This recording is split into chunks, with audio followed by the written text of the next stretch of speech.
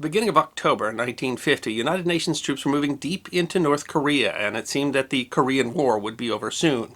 UN commanders felt that there was a good chance that the Koreas would be reunited by the end of the year.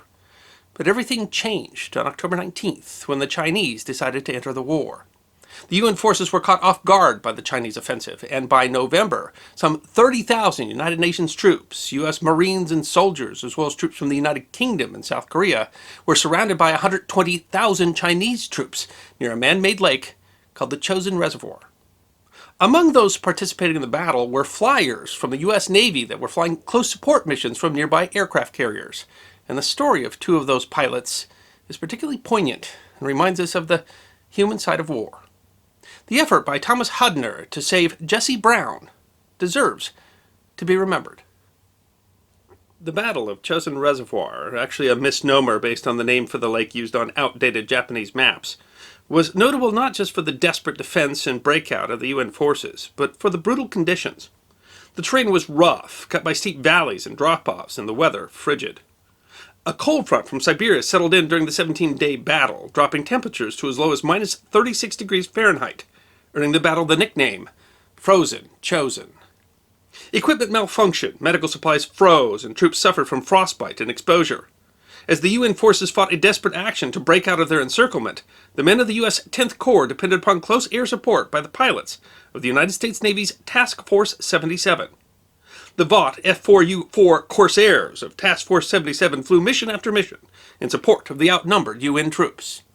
Among the pilots of Task Force 77 were Ensign Jesse L. Brown and Lieutenant Junior Grade Thomas J. Hudner, Jr. They were wingmen and friends, despite coming from very different backgrounds. Jesse Leroy Brown was born October 13, 1926, in Hattiesburg, Mississippi.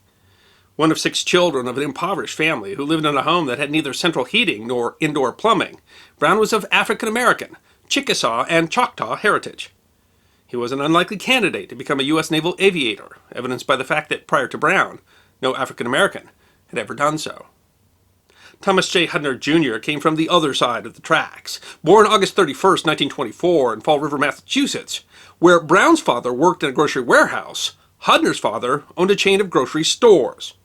Whereas Brown walked to school at a one-room schoolhouse, Hudner attended an elite preparatory school called Phillips Academy. Although coming from different worlds, they were both star athletes who would follow different paths to become naval aviators. Brown, who was described as serious, witty, unassuming, and very intelligent, wanted to become a pilot from a young age and grew up reading about the exploits of flyers like Eugene Bullard and Bessie Coleman. Hudner was inspired to join the Navy by a speech by the Phillips Academy headmaster following the Japanese attack on Pearl Harbor. Brown attended Ohio State University, a university where African Americans were still a rarity. His advisors had suggested that he attend a historically black college, but he felt he could compete with white students and sought the more prestigious degree. He studied architectural engineering and, in his junior year, entered the Navy's Aviation Cadet Program. The program worked with universities to train naval aviators, but the program did not operate in any historically black colleges. The only way for an African American to get into the program was to be like Brown, the rare African American at a primarily white university. Hudner obtained entry into the United States Naval Academy, graduating in 1946, too late for the Second World War. Among his classmates at Annapolis was future U.S. President Jimmy Carter. He was not initially interested in becoming a pilot, and upon graduation served on the cruiser USS Helena and at Naval Base Pearl Harbor. In 1948, he applied for flight school, seeking a new challenge. Brown enlisted in the U.S. Naval Reserve in 1946 and joined Ohio State's Naval Reserve Officers Training Program. The stipend from the ROTC helped him to finish financing his degree. He was still facing an uphill climb, however. Of the some 5,600 NROTC cadets nationwide in 1947, only 14 were black. When he began training as a naval flight officer in March, Brown was the only black man in the program. In October 1948, he became the first black man in U.S. history to earn his Naval Aviator badge. The achievement was noted nationally, and it was profiled by both the Associated Press and Life magazine. Hudner qualified as a naval aviator in August 1949. Both men were assigned to Navy Fighter Squadron VF-32, stationed aboard the light aircraft carrier USS Wright.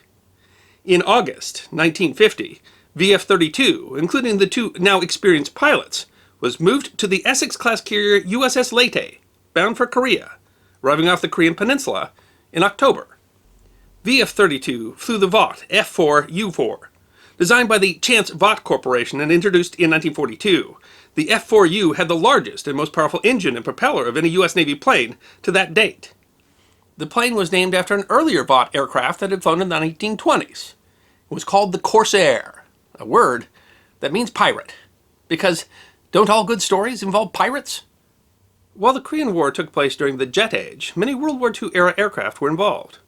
The F4U was primarily used for close air support, as the Corsair's speed and maneuverability proved to be exceptionally effective, targeting enemy positions with guns, bombs, and rockets. The F4U-4 carried 6 50-caliber machine guns, 4 20mm cannons, and up to 8 5-inch rockets, or 5,000 pounds of bombs. While VF-32 conducted numerous missions prior to the Battle of Chosin Reservoir, Brown flew 20 missions. It was during the hard fighting at Chosin where Task Force 77's Corsairs were most needed.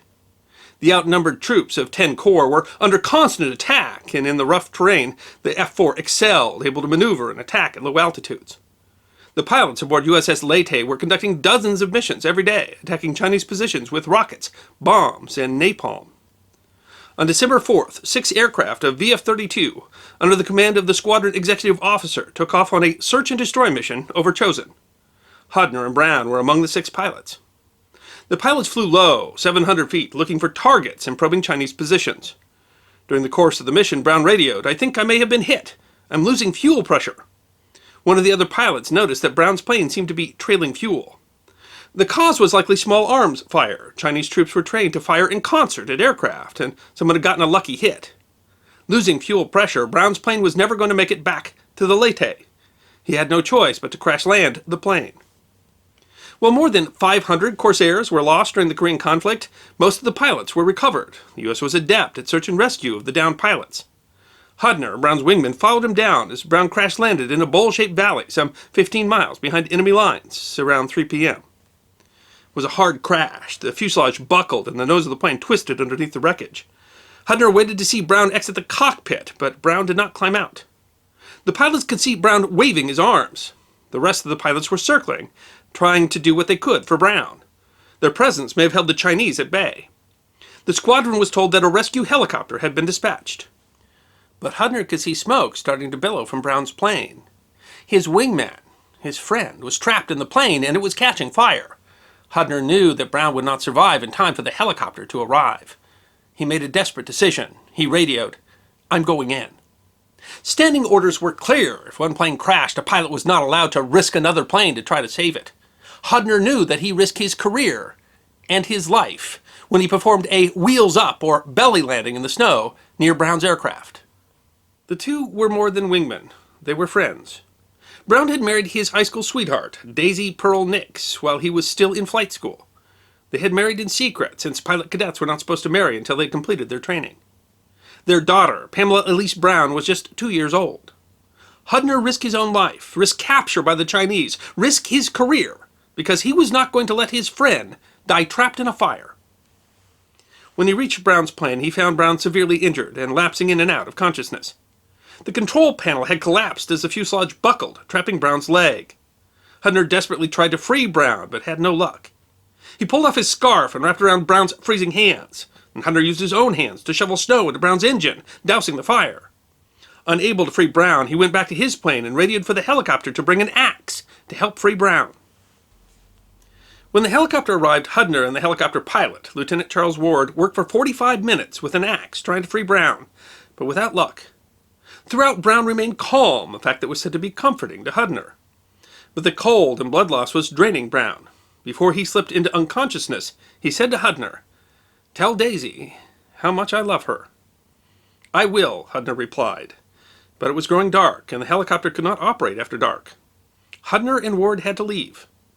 As he reluctantly left, Hudner yelled back, "We'll be back for you." It isn't clear if Brown was still alive, but he could not have lasted long in the freezing cold. Hudner wanted to go back the next day to retrieve Brown's remains, but the Navy decided it was just too dangerous with the Chinese troops so nearby.